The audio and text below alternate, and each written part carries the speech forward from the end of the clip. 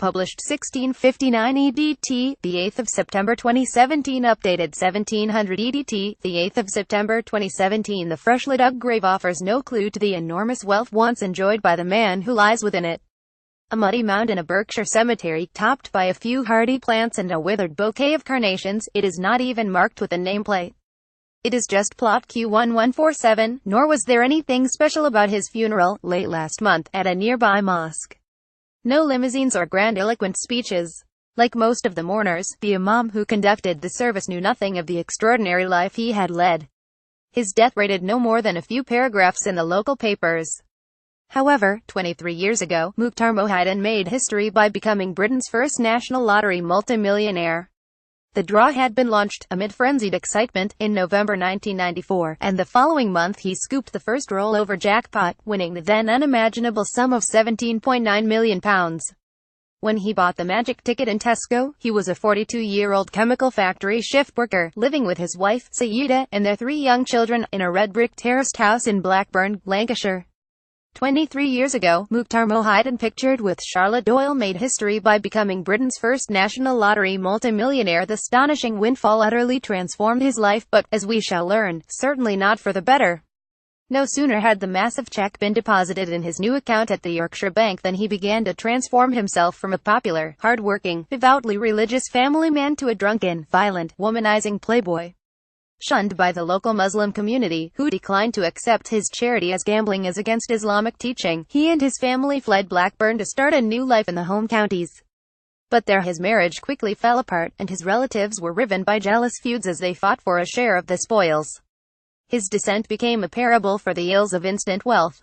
Those morally and ethically opposed to the lottery cited it as a counterpoint to the uplifting testimonies of other winners, which organizers Camelot were only too eager to publicize.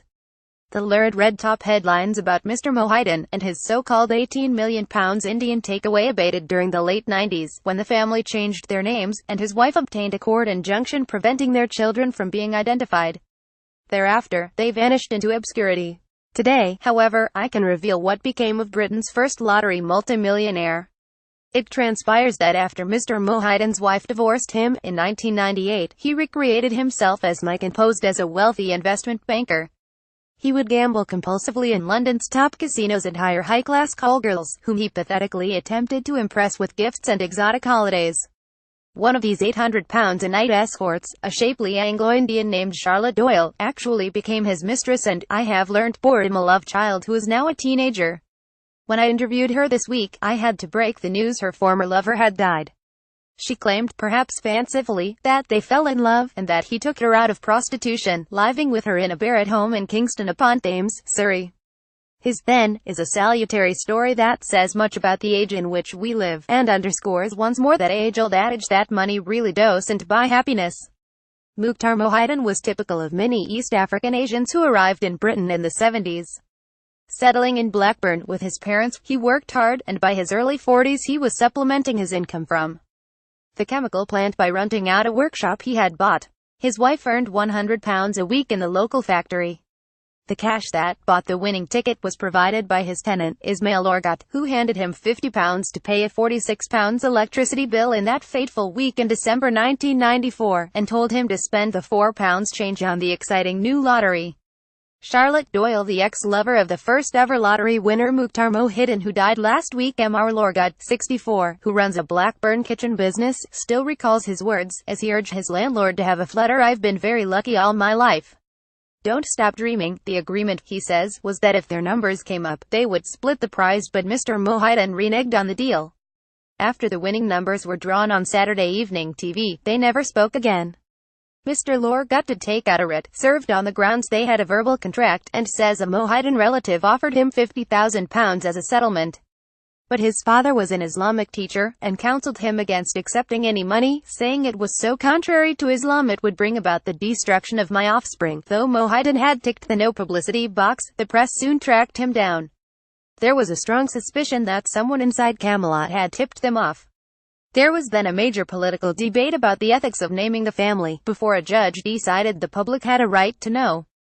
With their cover about to be blown, the Mohidens were spirited away, first to a relative's flat in North London, where there was a heated argument over how the spoils should be divided. Eventually a dozen family members received £100,000 each, then on a luxurious world tour, costing £20,000 for the air tickets alone.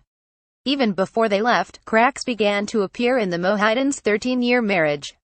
When Indian-born Sayeeda, who had always been more westernized than her husband, splashed out on outfits for the trip, her husband complained. When he haggled over the price of a suit in a West End branch of Burton, saying he could get it cheaper in Blackburn, she said he was embarrassing her. Their differences over how the millions ought to be spent continued in Mauritius, where he checked them out of an expensive hotel and into a cheap package resort, and in Singapore, where he balked at paying £3.60 for a beer. Worse, he started going off alone to drink. Johnny Walker Black Label became his favorite tipple, leaving his wife to care for their 3 children. When they returned, they rented a modest home for a while, then moved into a modern, detached house with a pool, on an affluent road in the home counties. It is worth more than £2 million today. But the money rose escalated. According to a relative, Mr. Mohiden objected to paying expensive school fees, and became angry when she spent £90,000 on a car. In response, he bought a Mercedes for more than £100,000 just to outdo her. Within months of the £17.9 million payout, though they professed to be living amicably together, the couple became embroiled in a tit-for-tat legal battle. Mr. Mohiden issued a high court writ to stop his wife securing half the money. She countered with a writ issued under the Married Women's Property Act, claiming a joint share of cash. The wrangle appeared to have been settled when he conceded they could have a joint bank account, with every check requiring both their signatures. In reality, this did not resolve the matter, for whenever he disapproved of a purchase she wished to make, he would refuse to sign. It became so intolerable that she ran away to a hotel with the children. When her husband went to fetch her back, police were called and he spent a night in the cells. The marriage staggered on for 4 more years.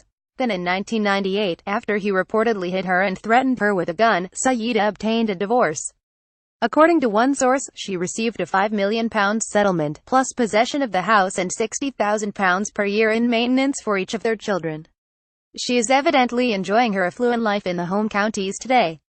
A decade younger than her ex-husband, and looking youthful thanks to some expensive-looking beauty treatments, she told me this week she was briefly married again, but is now single.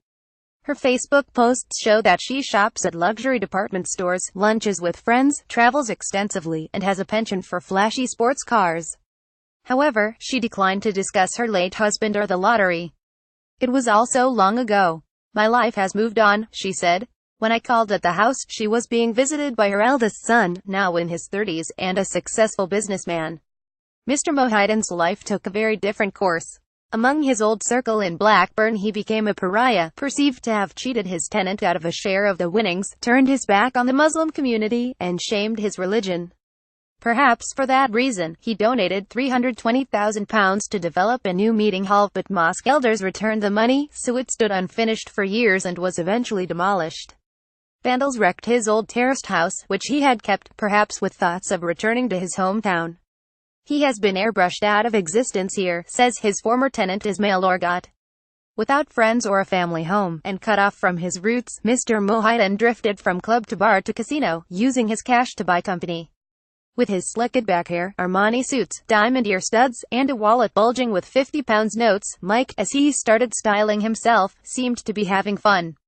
But according to Charlotte Doyle, the escort girl he fell for, he was a troubled and confused man at odds with his true identity.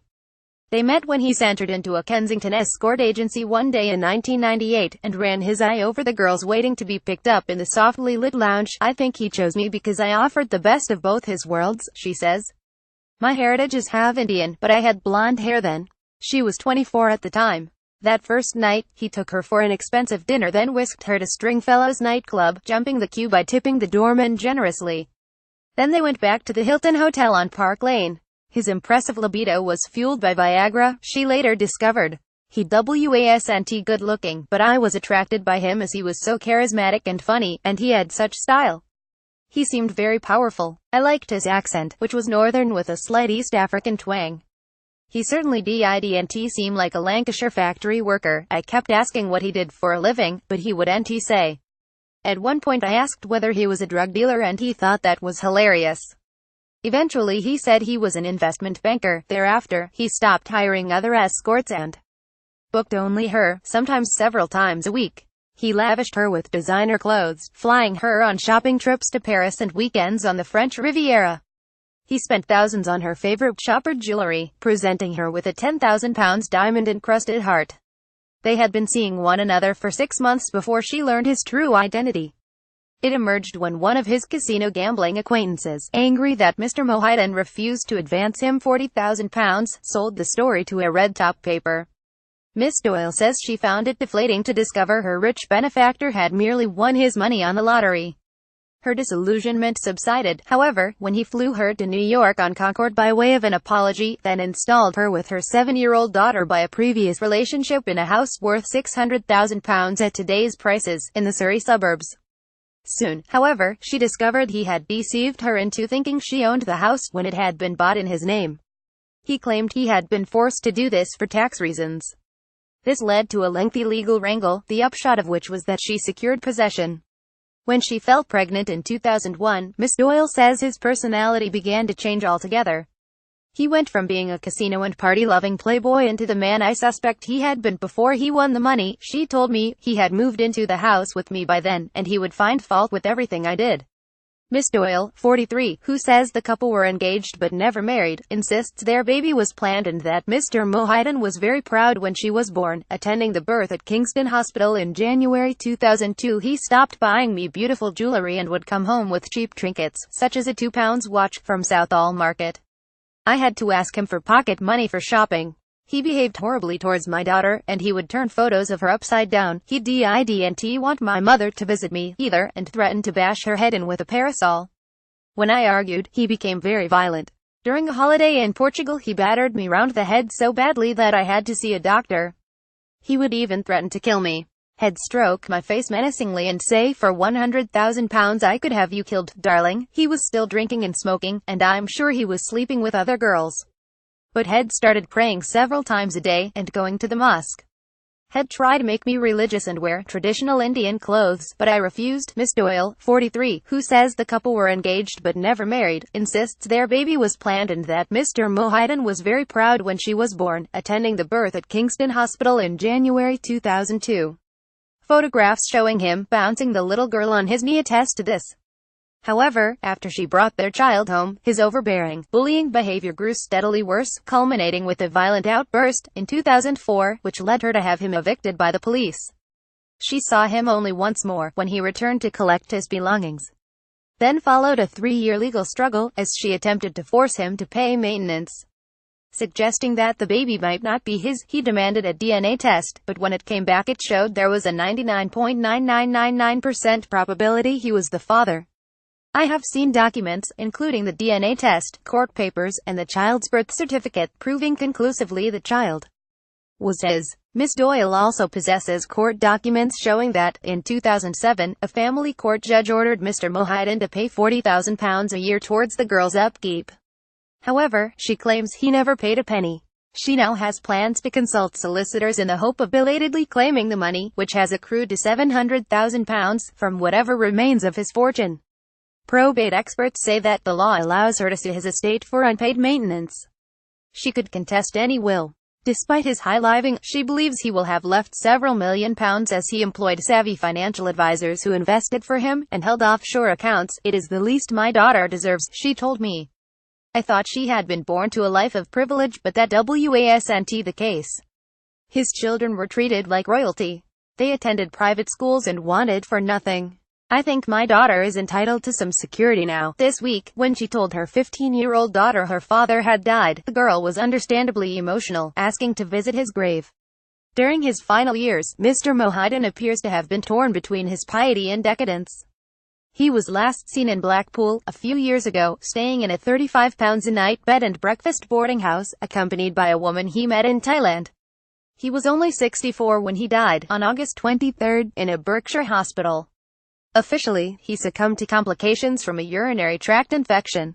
However, his death certificate lists a plethora of ancillary ailments which might have related to his debauched lifestyle, including kidney failure, liver cirrhosis and heart disease. As one family member told me, he died from good living, yet that is not the view of many who knew him. He could have had a wonderful life, says his double-crossed friend, Mr. Lorgat. People could have remembered him and sung his praises, but he was a weak man who succumbed to temptation and carnal desires. Sadly, it seems, that must serve as the grim epitaph for Britain's first lottery multimillionaire. Additional reporting: Nigel Bunyan.